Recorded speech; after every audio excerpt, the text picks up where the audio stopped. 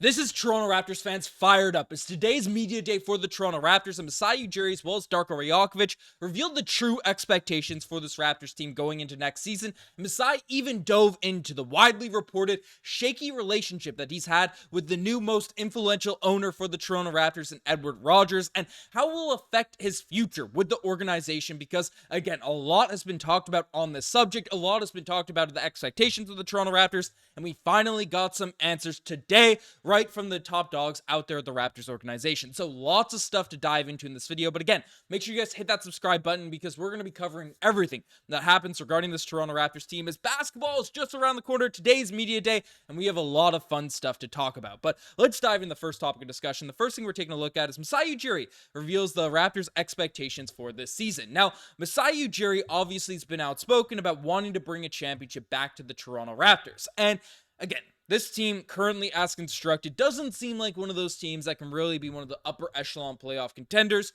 going next year, as much as my heart wants to believe it. And Masai essentially came out and revealed his expectations for the team going into this season. And it doesn't have a lot of Raptors fans positively excited, but more fired up in the negative sense. Essentially, he came out and said, I would use the word rebuilding. We have a clear path now going forward. We have a young team, a growing team. We set a path to grow into going into the draft last year and build this team around Scottie Barnes, who is 23 years old. In sports, you always want to win, and we are going to play to win, but we are a rebuilding team. So Masai Ujiri's coming out and saying, hey, don't expect this team to take a massive leap, to take a massive jump this season. We're rebuilding, we're retooling, we'll try to win. We're not going to go out there and absolutely throw games and suck and do all these types of things. However, I know a lot of Toronto Raptors fans are split on both sides of the fence because some people are saying, hey, this similar sentiment, this similar discussion was discussed 2021. The Raptors,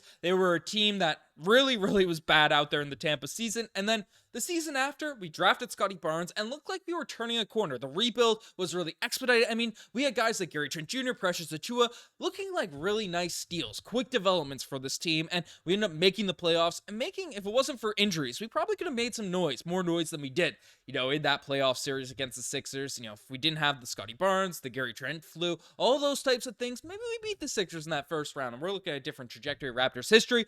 But regardless of what happened that season, the Raptors, they sped up their rebuild. They said, okay, let's make some win now moves. Let's put some moves together. This team is close. And then what did that do? It led us to a couple years of mediocrity, and now we're back at that stage of rebuilding because all this same language was being said a couple years ago. So some people are fired up and saying, hey, this is a positive. We need one more young star to really, turn this team into a squad that has a chance of contending, has a chance of moving, and that would obviously require us not being that great this season. With Cooper Flag being on the radar, being in the mix for next year, right? That's something some people are happy about. However, there's another contingent of Raptors fans that are saying, hey, we just gave Immanuel Quickley a massive contract, just gave Scottie Barnes a massive contract, and our starting lineup doesn't look bad. RJ Barrett's been phenomenal. That core group of IQ, Scottie Barnes, RJ Barrett, Gradey Dick, Jakob Poeltl, that team could be nice. So why not focus on trying to win now? Why not try to be in that direction a little bit more? And while I'm willing to see how this team does again, Scottie takes a superstar leap, IQ takes an all-star leap, we have a few guys off the bench to play well, there's a world where the Raptors are really good next season. But again, expectations, and my real eye on this is, the depth pieces of this Toronto Raptors team. I just don't expect this to be deep enough. So I am happy the Raptors are maintaining a rebuilding position, direction, but it's some people want to see this team compete. And Darko Rajakovic did shut down the idea that they are going to be actively losing, purposely losing, as Darko came out and said, obviously the goal is to compete and win on every single night. That's the goal. But at the same time, you have to understand where we are. We got to understand that at the moment, the organization that we are starting year one of our rebuild, and we have a very young core. We have guys that we believe in, and we have to work to do. So every night we're going to prepare to go and compete and fight and bring the best we can. But at the same time, because I see the big picture and understand what we are trying to build, a team and to win a championship. So we need to get better every single day. So Darko Rajakovic shut down the fact that the team is going to be out there actively trying to lose and do all this type of stuff. But he used some interesting language there because, again, I broke down the last 3 years of Raptors history where it's kind of a rebuild, kind of wasn't, then it was a hard reset at last year's trade deadline, and now Darko is saying we are in year one of a rebuild. So what that essentially means to me, what that says to me, especially with how competitive and how difficult the start of the season is going to be schedule-wise at the start of this year, they're viewing this season as winning isn't the big priority. And Darko went on to say in other quotes about how the measure for success this season is really the development of young guys, Gradey Dick taking that next leap, the young guys on this roster continue to blossom and develop and stuff. It's all signs to me that the Raptors are going to be really bad this season. The front office, the coaching staff kind of knows it. And that's unfortunate. That sucks to sort of see as a fan who wants to see this team be competitive. But again, I don't want another 2-year, 3-year thing of mediocrity and then, having to do the same thing in 2028. I don't want that sort of situation to go down. So if the Raptors do end up being bad and this is the direction, the right move Masai Ujiri thinks, it's probably the right move. It's probably the right direction. But we'll see how it all shakes out regarding this squad. But on another interesting note, on another interesting sort of topic of discussion, Masai Ujiri directly spoke out on the new ownership for the Toronto Raptors. So if you haven't been following it, essentially the Toronto Raptors have been bought, I don't want to say bought out, but more of their shares have been bought by Rogers. They bought out Bell, and there's 3 main groups in terms of ownership of MLSE, the organization that owns the Raptors, the Leafs, these companies. It was Rogers, who obviously big mobile TV internet company, Bell, another big mobile TV internet company, all those types of things.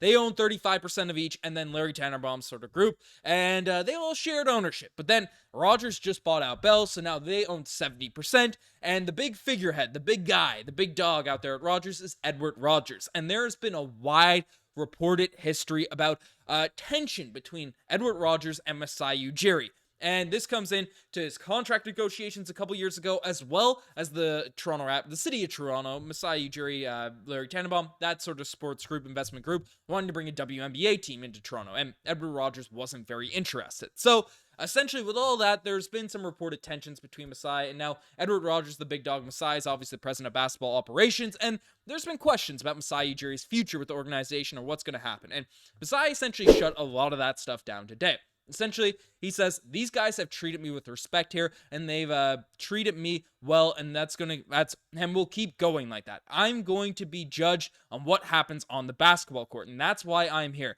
That's what I'm going to do. Yeah, so let's get the whole narrative every time something comes up. The WNBA negotiations, Masai versus Edward, every small and little thing that comes up, let's clear the air.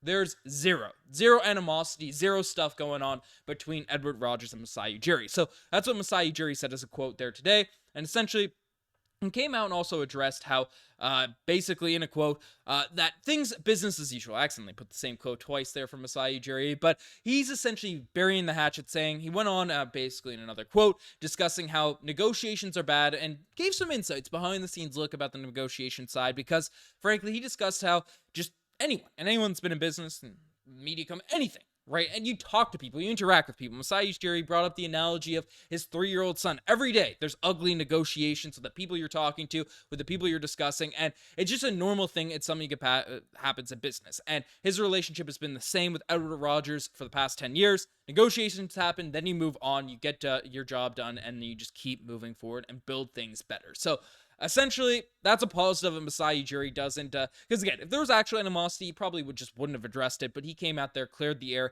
and said he also has been treated the same, because again, there's been some racial allegations by fans about Edward Rogers, being a little bit racially prejudiced, especially with Masai Ujiri and things like that. Essentially, from the undertones of what Masai Ujiri said, I've been treated the same, everyone else following these negotiations, following that stuff. So I think he buried that hatchet as well, because I know that's something that, Raptors fans are a little bit worried about happening out there in the organization. So Masai Ujiri shut that down, which I don't think he'd stand for. I don't think he'd be publicly outspoken if that were to be the case. But again, who really knows the behind the scenes stuff? We're just getting what comes out to the media. But let me know what you guys think in the comment section down below about Masai Ujiri's quotes, about this team rebuilding. Lots of stuff on the way regarding Media Day. So make sure you guys subscribe to Raptors Digest. Check us out on Instagram too, getting that back and rocking.